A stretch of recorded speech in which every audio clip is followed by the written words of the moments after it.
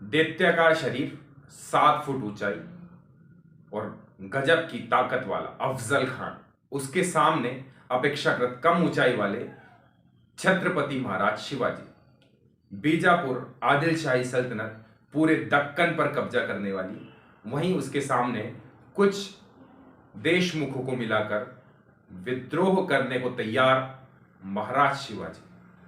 आदिल शाही की आंख में कांटा बनकर चुभने वाले ये देशमुख महाराज शिवाजी के नेतृत्व में जो मराठे स्वराज का सपना देख रहे थे, उनको कुचलने के लिए भेजी गई 10,000 की सेना। नमस्कार, आदाब, सत श्री अकाल। मैं हूं अनुराग और आप देख रहे हैं हिस्ट्री विद अनुराग। दोस्तों, आज बात कर रहे हैं प्रतापगढ़ के युद्ध की, जिस युद्ध में छत्रपति महाराज शिवाजी ने 7 फीट ऊंचे अफजल खान को अपने हाथों से, अपने नाखूनों से, वाघ नख नाम के हथियार से पेट फाड़कर मार डाला और बीजापुर सल्तनत के पतन की कहानी शुरू कर दी। दोस्तों, अगर आपको एक कहानी पसंद आए तो मेरा चैनल लाइक करें, शेयर करें और सब्सक्राइब करें। कहानी शुरू करते हैं। बात शुरू होती है सन 1659 से। सन 1659 में आदिल शाही हुकूमत अफजल खान को नियुक्त करती है शिवाजी को सीमित करने के लिए, शिवाजी को बंदी बनाने के लिए, शिवाजी को पकड़ कर लाने के लिए। शिवाजी महाराज छत्रपति शिवाजी, जो उस समय अपने पिता शहाजी राजे भोसले की जागीरदारी में पुणे के आसपास का क्षेत्र संभाल रहे थे और वे स्वतंत्र रूप से कार्य करने लग गए थे। और यही बात आदिल शाही हुकूमत को पसंद नहीं आ रही थी। आदिल शाही हुकूमत के सुल्तान या बादशाह उस समय थे अली आदिल शाह द्वितीय। हालांकि अली आदिल शाह द्वितीय राजा तो थे, लेकिन प्रत्यक्ष रूप से उनकी दादी बड़ी साहिबा उस सारे कामकाज को संभाल रही थी। बड़ी साहिबा अफजल खान को नियुक्त करती है किसी भी तरह से शिवाजी को नियंत्रित करने के लिए। इस तरह से अफजल खान अपनी सेना को लेकर मावड़ की ओर कूच करता है, कोंकण की ओर कूच करता है, जिस ओर शिवाजी अपने राज्य को लगातार बढ़ाने में लगे हुए थे। वाई में जाकर वो रुकता है। वाई पहले भी अफजल खान नियंत्रित कर चुका था और वाई को अच्छी तरह से जानता था। वहीं शिवाजी जो थे वो प्रतापगढ़ के किले में अपनी सेना सहित रुके हुए थे। प्रतापगढ़ का किला सह्याद्री की पहाड़ियों में बड़ी ऊंची नीची जगह पर बना हुआ था और आसपास घना जंगल था, पास में ही नदी थी। इस तरह से दोनों शामियाने तने हुए थे। अफजल खान नहीं चाहता था कि वो जंगलों में जाकर शिवाजी से लड़े, क्योंकि शिवाजी जंगलों की लड़ाई में बड़ी महारत हासिल रखते थे। गुरिल्ला वारफेयर की युद्ध नीति वो जानते थे और छुपकर छापामार युद्ध करना उनको बहुत अच्छी तरह से आता था। वो अफजल खान चाहता था कि किसी तरह से शिवाजी मैदान में आए, मैदान में आकर लड़ाई लड़ी जाए। शिवाजी अपनी ताकत से दूर नहीं हटना चाहते थे। शिवाजी वहीं जंगलों में ही लड़ना चाहते थे। छत्रपति शिवाजी ने कुछ ऐसा माहौल बनाया कि आसपास ये लगने लगा कि महाराज शिवाजी अफजल खान से डरे हुए हैं। अफजल खान की इतनी बड़ी सेना को देखकर वो घबराए हुए हैं। अफजल खान को जब इस स्थिति का पता लगता है तो अफजल खान ने अपना एक दूत शिवाजी के पास भेजा। शिवाजी के पास जाने वाले इस दूत का नाम था कृष्णजी भास्कर कुलकर्णी।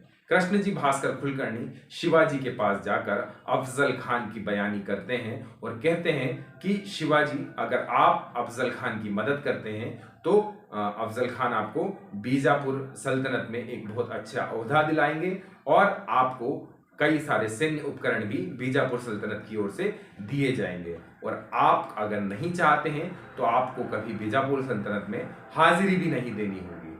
आप आइए, वार्ता कीजिए। शिवाजी इस प्रस्ताव को सुनकर कुछ चकित हुए। उन्होंने अपने अष्टप्रधानों की एक मीटिंग बुलाई। अष्टप्रधानों की मीटिंग में शिवाजी ने सभी का पक्ष जाना। हालांकि अष्टप्रधान आमने सामने की लड़ाई के लिए तैयार नहीं थे। वो समझ रहे थे कि आमने सामने की लड़ाई में मराठाओं का नुकसान होगा। वहीं वो यह भी नहीं चाहते थे कि समर्पण कर दिया जाए। बड़ी उहापोह की स्थिति थी। इसी बीच में गोपीनाथ पंत को नियुक्त किया जाता है कि वो अफजल खान के दरबार में जाएं और शिवाजी का पक्ष रखें। गोपीनाथ पंत को जो महत्वपूर्ण जिम्मेदारियां दी गई वो ये थी कि वो वाई में जाकर स्थिति का जायजा लें, वहां के अधिकारियों से अफजल खान की मंशा जाने और अफजल खान को शिवाजी का यह प्रस्ताव रखें कि जो ये वार्ता है वो वाई में नहीं होगी, वो वार्ता प्रतापगढ़ के जंगलों में होगी। गोपीनाथ पंत ने वैसा ही किया। गोपीनाथ पंत गए, वहां के कुछ अधिकारियों से चर्चा की, उनमें से कुछ अधिकारियों को घूस देकर, कुछ अधिकारियों से किन्हीं और तरीकों से उन्होंने वहां जो है वस्तु स्थिति जानी और पता किया कि अफजल खान की मंशा क्या है। अफजल खान की मंशा वास्तव में शिवाजी को वार्ता के बहाने पकड़कर बंदी बनाने की थी और बंदी बनाकर बीजापुर सल्तनत के सामने पेश करने की थी या मार देने की थी। गोपीनाथ पंत शिवाजी का पक्ष अफजल खान के सामने रखते हैं। महाराज शिवाजी का जो पक्ष था वो ये था कि वार्ता वाई में ना होगी, ये हम पहले बता चुके हैं आपको। तो वार्ता की जगह प्रतापगढ़ रखी गई। प्रतापगढ़ में वार्ता की जगह रखी गई और अब अफजल खान अपनी सारी सेना लेकर प्रतापगढ़ की ओर बढ़ने लगा। उन्होंने अफजल खान ने अपनी सारी सेना को जगह जगह घात लगाकर बिठा दिया। शिवाजी भी तैयार थे। शिवाजी ने भी नेताजी पालकर और कुछ अन्य मराठा सरदारों के नेतृत्व में जो सेना आसपास बिखरी हुई थी उसको जंगलों में घात लगाकर छिपा दिया। हालांकि दोनों पक्ष जानते थे एक दूसरे की मंशा, पर कौन विजयी होता ये अब आगे समझने वाली बात थी, देखने वाली बात। वार्ता स्थल तय हो गया। वार्ता स्थल था कोयना नदी, जहां से दिखती थी प्रतापगढ़ के नीचे की वो पहाड़ी थी, सुरक्षित जगह थी। उस जगह तंबू सजाए गए। अब अफजल खान 1000 की सेना लेकर उस ओर बढ़ता है। गोपीनाथ पंत जी रास्ते में मिलते। गोपीनाथ पंत ने उन्हें समझाया कि अगर आप इतनी बड़ी सेना ले जाएंगे तो शिवाजी शायद डर जाएं, आपसे बात न करें। ये इस तरह से उन्होंने जाल में अफजल खान को फंसाया। तो अफजल खान मान गए कि ठीक है। तो वहां से पालकी में सवारी चली और 5 लोग अफजल खान के साथ आए। 5 लोग में एक तलवारबाज थे सैयद बांदा, कृष्णाजी भास्कर कुलकर्णी और 2 और सैनिक अफजल खान के साथ आए। वहीं शिवाजी के साथ 2 सैनिक थे और गोपीनाथ पंत वहां उपस्थित थे। इस तरह से अफजल खान और शिवाजी वार्ता शिविर में प्रवेश करे। सैनिक भी उनके साथ थे। बातचीत चालू हुई और प्रस्ताव के बीच में अफजल खान ने कहा हम गले मिलते हैं और इस प्रस्ताव को पारित करते हैं। अफजल खान गले मिलने के लिए शिवाजी की ओर बढ़ा। अफजल खान दैत्याकार आकार का था, 7 फीट उसकी ऊंचाई थी और बड़ा खूंखार सा वो दिखता था और बड़ा बलशाली भी था। और उसके बारे में ये कुख्यात था कि उसने कई बार, पिछले 2-3 बार इस तरह के धोखे दूसरे राजाओं के साथ किए। यहाँ तक कि अपने खुद के आदिलशाही दरबार के मुख्य सेनापति खान मोहम्मद के साथ भी वो इस तरह की धोखेबाजी कर चुका था। वो आगे बढ़ा, वार्ता में शिवाजी को गले लगाने के लिए आगे बढ़ा। वहीं शिवाजी जो पूरी तैयारी के साथ आए थे, महाराज शिवाजी अपने कपड़ों के अंदर लोहे का कवच पहन कर आए थे। लोहे की टोपी के ऊपर अपनी मुख्य टोपी उन्होंने लगाई हुई थी और जो कमर पेटा होता है, जिसको हम फेटा कहते हैं, जो यहाँ पर कमर में बांधा जाता है, उसमें वो वाघ नख छुपाए हुए थे और साथ में कटार उनके या एक छोटी तलवार उनके पास छुपी हुई थी। इस तरह की तैयारियों के साथ शिवाजी भी आए थे। तो दृश्य ये बनता है कि अफजल खान आगे बढ़ा, शिवाजी को गले लगाने लगा। शिवाजी को गले लगाने के साथ ही उसने शिवाजी पर अपनी पकड़ मजबूत कर दी और उल्टे हाथ से शिवाजी की गर्दन को वो दबाने लगा। शिवाजी भी तैयार थे। उन्होंने तुरंत अपना वाघ नखा निकाला। अब वाघ नखा क्या होता है? बाघ के नाखूनों के प्रकार की एक अस्त्र होता है जिसमें बाघ के नाखूनों की तरह से बाहर नाखून निकले होते हैं। उन्होंने अपने वाघ नखा निकालकर अफजल खान के पेट में से आंतड़ियां बाहर निकाल दी। अफजल खान घायल हो गया और उसी घायल अवस्था में बाहर भागने लगा। बाहर देखा तो सैयद बांदा उनकी मदद करने के लिए आया, अफजल खान की मदद करने के लिए आया और शिवाजी पर हमलावर हुआ। शिवाजी के साथ के जो सैनिक थे, जीवाजी महल, उन्होंने सैयद बांदा के हमले को विफल कर दिया और उसका एक हाथ काट दिया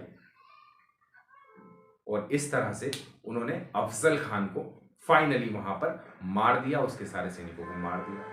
और अब तोप से ये इशारा किया गया जंगलों में जो महाराज शिवाजी की सेना छिपी हुई थी उनको तोप चलाकर ये बताया गया कि अफजल खान को मार दिया गया है। अब आप लोग जो छुपी हुई सेना है, आदिल शाही सेना जो जंगल में बिखरी हुई है, उस पर हमला करो और उसको तहस नहस कर दो। जो जो सेना को ये आदेश मिला, उन्होंने हमला शुरू कर दिया। दौड़ा दौड़ा कर आदिल शाही सेना को मारा जाने लगा। आदिल शाही सेना घबरा गई। वो इस बात के लिए तैयार नहीं थी कि अफजल खान किसी तरह से विफल हो सकता है। तो वहीं नेताजी पालकर के नेतृत्व में जो मराठी सेना उन पर हमला करने लगी, तो वो उन्हें कुछ समझ नहीं आया और कई सारे सैनिक उस भगदड़ में मारे गए। कई सारे सैनिकों ने आत्मसमर्पण कर दिया। महाराज शिवाजी को इस युद्ध का बहुत आर्थिक लाभ भी हुआ। 10 लाख रुपए नगद उन्होंने अफजल खान के पास से जब्त किए। लगभग 65 हाथी उन्होंने अफजल खान की सेना से अपने पास जमा किए और कई सारा क्षेत्र भी आदिल शाही सेना से, आदिल शाही हुकूमत से छुड़ा लिया। वाई के आसपास का पूरा कंट्रोल उनका हो गया। इस तरह की ये कहानी थी। इस तरह की और कहानियां अगर आप सुनना चाहते हैं तो लगातार मेरे चैनल पर बने रहिए। अगर ये कहानी आपको पसंद आई है तो लाइक करें, शेयर करें और सब्सक्राइब करें।